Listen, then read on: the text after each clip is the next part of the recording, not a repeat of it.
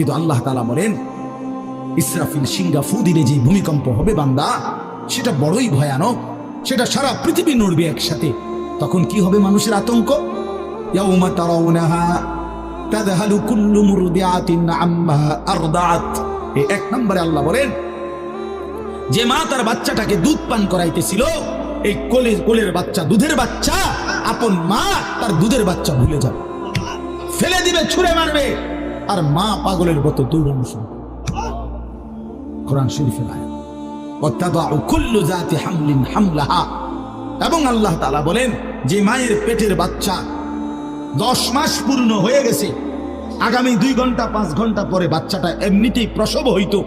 আল্লাহ তাআলা বলেন ইসরাফিলের ফু দিলে জমিন যখন কাঁপতে শুরু করবে, তো এই গর্ভধারিণী মা, গর্ভবতী নারী পাগলের মতো এভাবে ছুটবে, দৌড়বে, নিজের গর্ভের বাচ্চা নিজে নিজে